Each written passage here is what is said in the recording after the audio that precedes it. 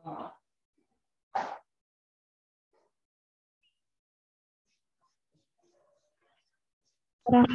wabarakatuh.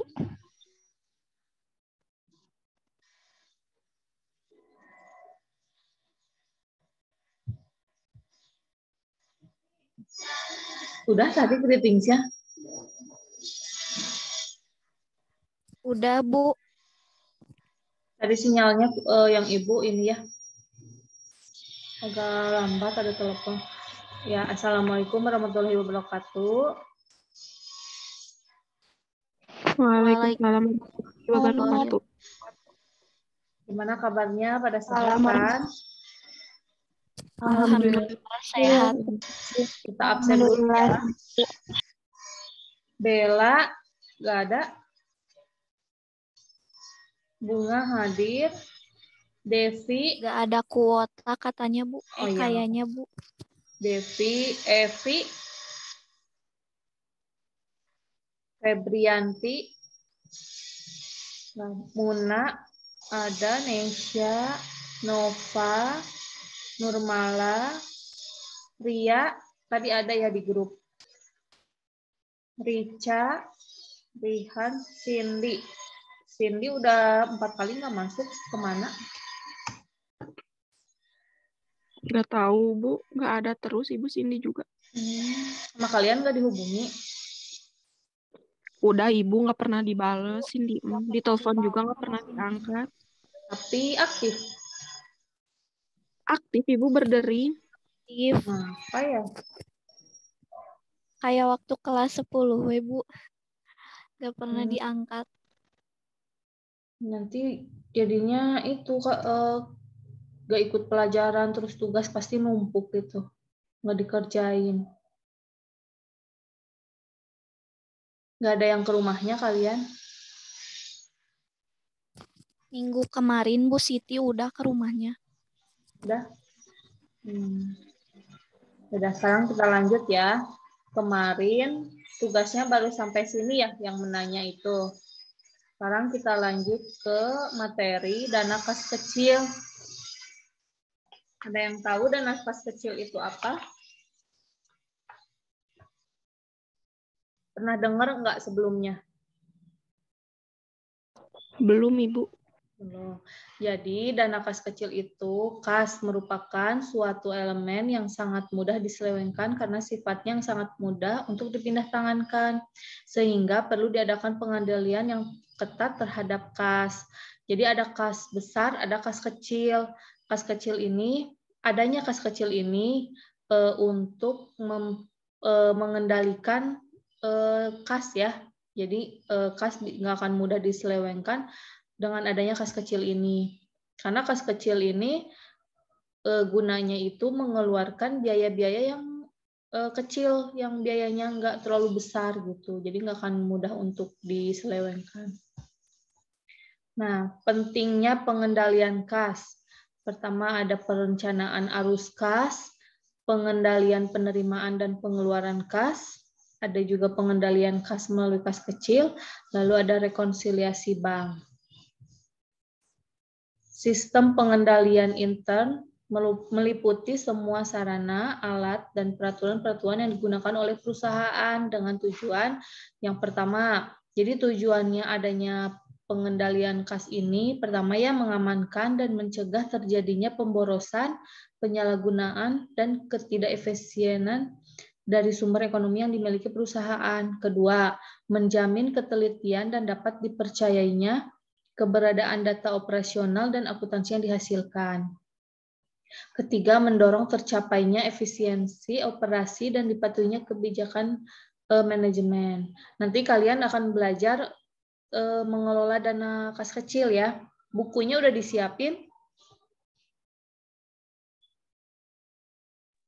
Yang Ibu udah pernah bilang? Belum, Bu.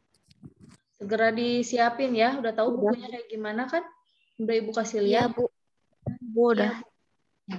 Nah, sistem pengendalian internal kas, fokus utama pengendalian kas itu ada administratif dan accounting control, yang secara umum terdiri dari, pertama, menyediakan kas yang cukup untuk operasi perusahaan sehari-hari, Jadi pemegang kas kecil itu nggak megang kas di brankasnya itu nggak besar-besar, kecil, paling maksimal 5 juta atau 10 juta.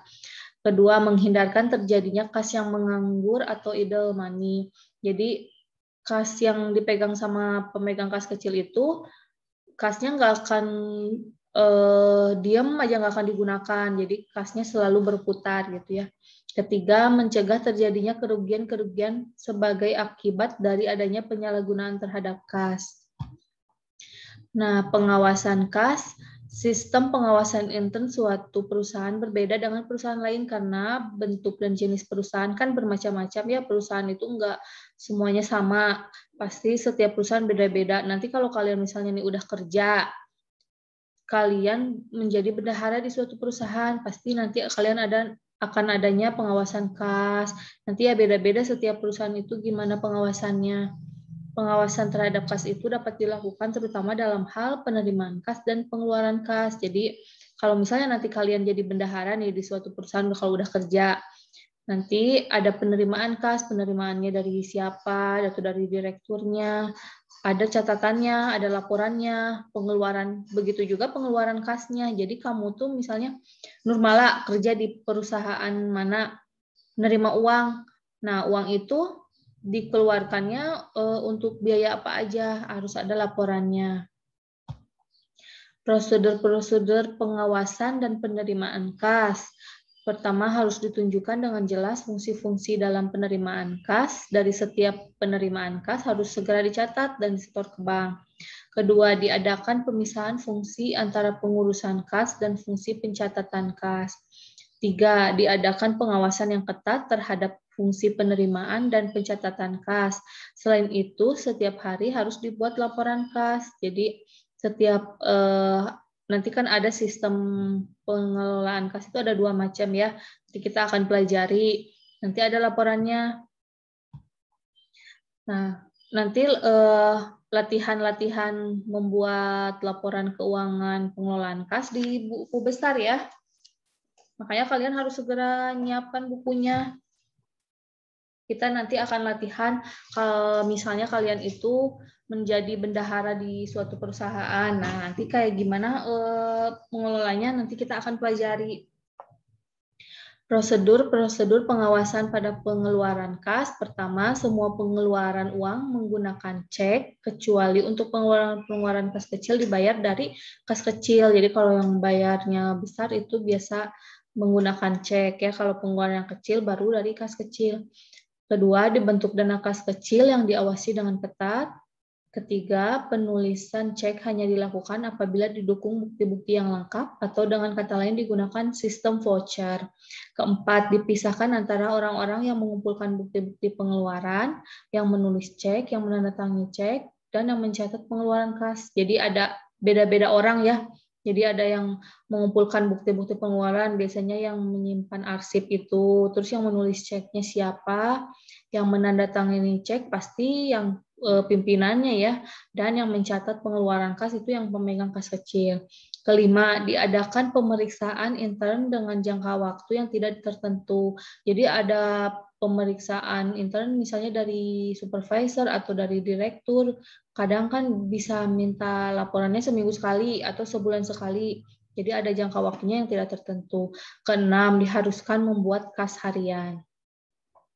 Nah, sekarang ke dana kas kecilnya ya. Dana kas kecil atau biasanya disebut tuh petty cash fund. Jadi dana kas kecil ini adalah uang kas yang disediakan untuk membayar pengeluaran-pengeluaran yang jumlahnya relatif kecil dan tidak ekonomis bila dibayar dengan cek. Coba ada yang tahu nggak? Kira-kira biaya apa aja sih yang biasanya dikeluarkan dari dana kas kecil? Ya, ada yang bisa jawab nggak? Nurmala, Rihan, Iya. kasih contoh biaya apa yang dikeluarkan sama dana kas kecil.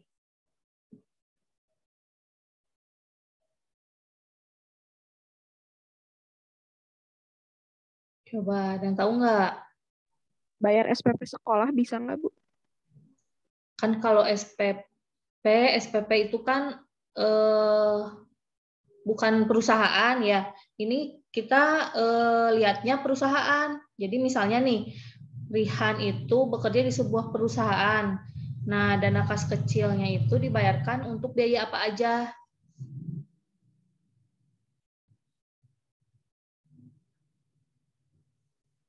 Ada yang tahu?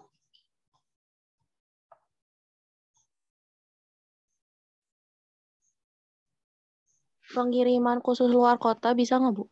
Apa? Apa Bunga? Pengiriman buat keluar kota gitu. Biaya pengiriman.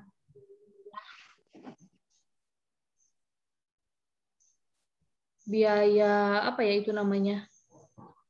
Biaya pengiriman ya? Atau transportasi? Biaya transportasi?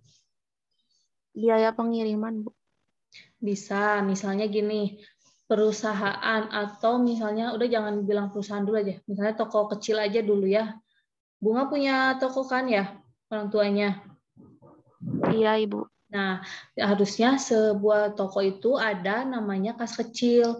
Jadi kas kecil itu digunakan untuk biaya-biaya operasional si toko itu.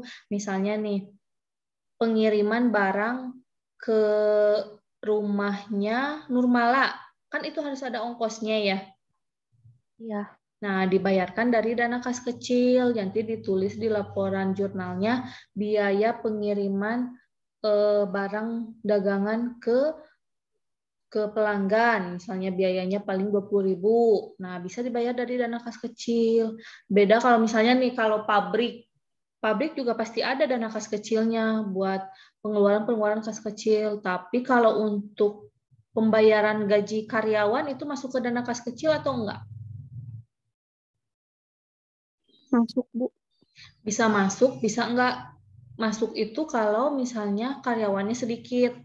Jadi dibayar dari kas kecil, misalnya karyawan cuma 2, tokonya ya 2, jadi gajinya cuma sebulan misalnya 2 juta. 1 juta per orang, 2 juta bisa kan ya dibayar dari dana kas kecil. Tapi kalau beda sama perusahaan yang udah besar, pabrik. Nggak mungkin pembayaran gaji karyawannya itu pakai dana kas kecil, pasti langsung dana kas besar yang ada di bank. Jadi langsung otomatis ke si karyawan pembayaran gajinya itu. Nah, nanti kita akan pelajari ya dana kas kecil itu apa aja. Jadi dalam dana kas kecil ini terdapat 2 metode ya. Metode ini tuh metode untuk membuat laporannya. Jadi pertama ada sistem impres dan kedua ada metode fluktuasi. Nah, nanti kita akan jelaskan ya. Kita nanti langsung praktek ya di sistem impres sama metode fluktuasi. Nah, dana kas kecil. Pemegang dana kas kecil itu disebut kasir. Jadi kasir akan bertanggung jawab atas pengeluaran dana kas kecil. Hal ini dilakukan untuk menjaga kelancaran penggunaan dana kas kecil dan untuk menghindari penyelewengan. Nah, ini ada contoh-contoh form kas kecil ya. Formnya nggak harus kayak gini, bisa dimodifikasi. Ini contohnya, misalnya kan tadi ya bisa petty cash dalam bahasa Inggrisnya ya, form kas kecil. Ada nomornya. Ini form nomor keberapa, tanggalnya, terus deskripsinya atau item atau pembelian. Ini amount itu untuk biaya-biayanya berapa, nanti di total, terus nanti ada received by, tanda tangan siapa, di sini di approve by, approve itu disetujui ya, tanda tangan di sini. Nah, sekarang lanjut ke fungsi kas kecil. Fungsi utama kas kecil adalah menunjang efektivitas aktivasi operasi perusahaan karena tidak efektif apabila pengeluaran kecil dari perusahaan menggunakan cek. Jadi fungsi utama kas kecil ini yaitu untuk menjalankan operasional perusahaan ya. Jadi misalnya nih di perusahaan ada kan ya pasti beli galon, beli air minum. Nggak mungkin kan ya misalnya Ria pemegang kas kecil nih, mau beli galon ke tukang air minum ya, air mineral. Bayarnya pakai cek, nggak mungkin ya.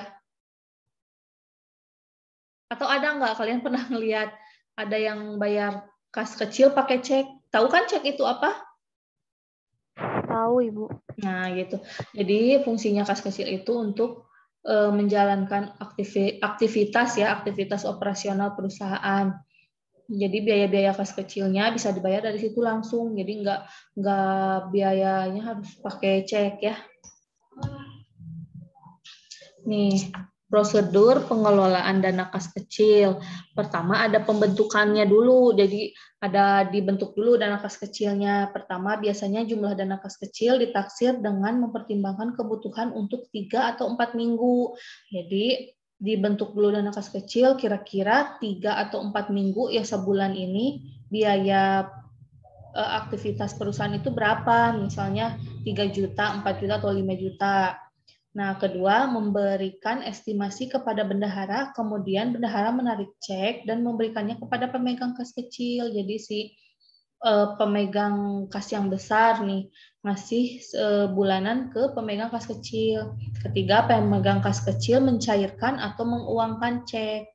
Jadi bisa cek, bisa juga langsung cash ya. Jadi si pemegang kas yang besar ngasih uang cash ke pemegang kas kecil berapa 5 juta atau 4 juta gitu. Keempat, dokumen yang diperlukan untuk membentuk dana kas kecil adalah surat keputusan dari pejabat yang berwenang, bukti kas keluar, dan cek. Jadi surat keputusan itu yang dari pejabat yang berwenang bisa dari atasan, dari pimpinan, dari direktur, lalu ada bukti kas keluar. Jadi pengeluaran-pengeluaran yang itu dikumpulkan, disimpan, lalu disetorkan ke pemegang kas. Nah, prosedur pengelolaan dana kas kecil. Pembayaran melalui dana kas kecil ya. Pemegang kas kecil mempunyai wewenang untuk melakukan pengeluaran kas dengan menggunakan uang yang terdapat dalam kas kecil sepanjang tidak bertentangan dengan kebijakan yang telah ditetapkan. Kebijakannya bisa beda-beda ya setiap perusahaan. Dokumen yang tersedia untuk pengeluaran kas kecil ada permintaan pemakaian kas kecil, ada bukti pengeluaran kas kecil, ada dokumen pendukung, ada misalnya nota, kwitansi. Jadi setiap pembayaran kas kecil itu, si pemegang kas kecil harus punya nih, kita bayar beli galon, berarti nanti harus ada bukti nota atau kwitansi pembeliannya, kayak gitu dikumpulkan, lalu dilaporkan di jurnalnya. Lanjut.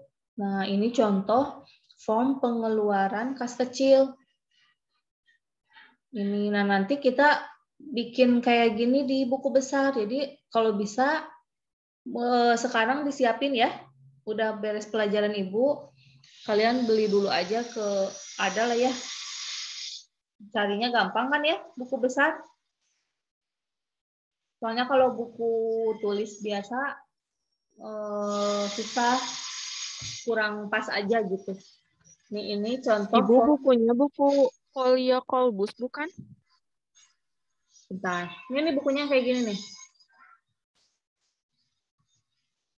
Nggak usah yang tebal-tebal. Mana ya?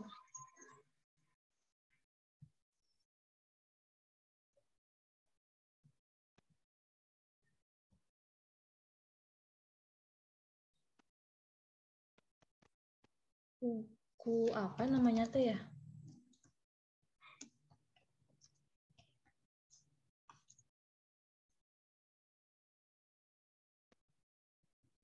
Nah, ini nih buku yang kayak gini. Kelihatan? Enggak, Ibu Nggak belum ada, keluar. Ibu, nggak ada. Ya? Masih PPT, Ibu, ini mah tampilannya. Nah, tungguin. Kalau udah muncul, kasih tahu ya. Iya, Bu. Di download aja.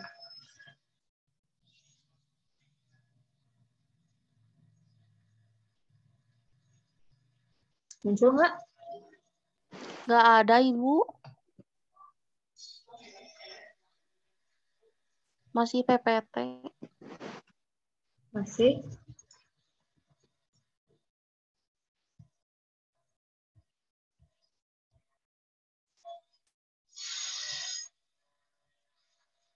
Ada? Ada, Bu. Nah, buku besarnya yang kayak gini ya.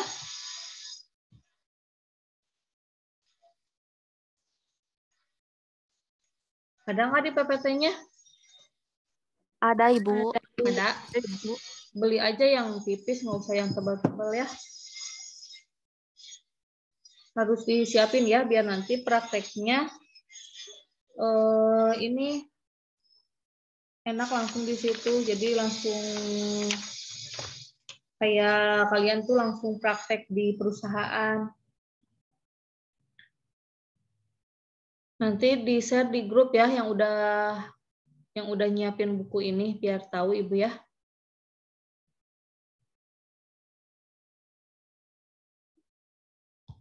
Sekarang lanjut ke, nah ini ada tugas ya, mengeksplorasi, buatlah sebuah kelompok yang beranggotakan 4 atau sampai 5 siswa, kemudian carilah informasi seputar pembayaran yang bisa dilakukan dengan menggunakan kas kecil.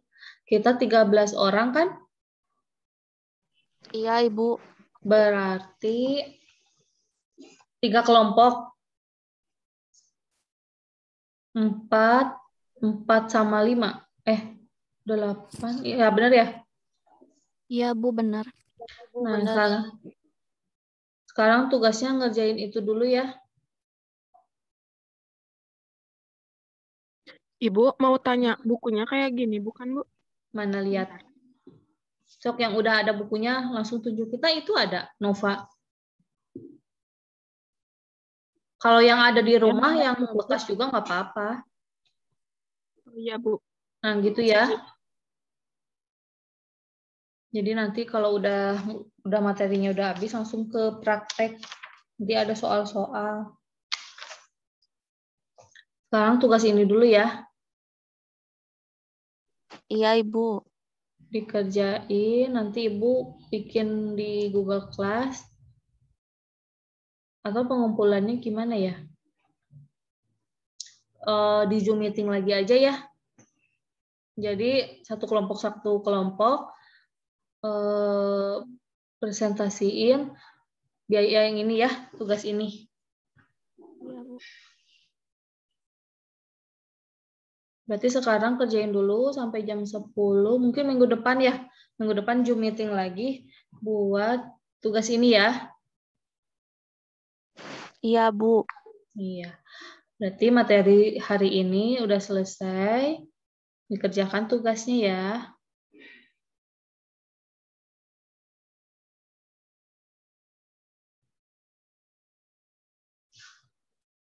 Udah dicatat tadi tugasnya? Kasih tahu temennya yang nggak hadir ya. Iya, Bu. Udah di-share Ibu sama Rihan di grup. Udah, siapa tuh? Ya udah, Zoom meeting-nya udah selesai. Yuk kita berdoa dulu.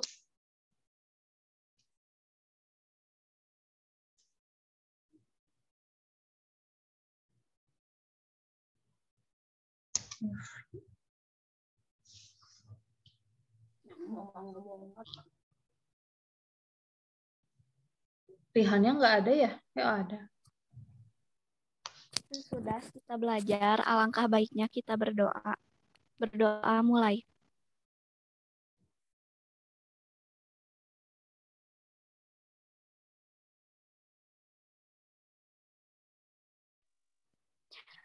Berdoa selesai.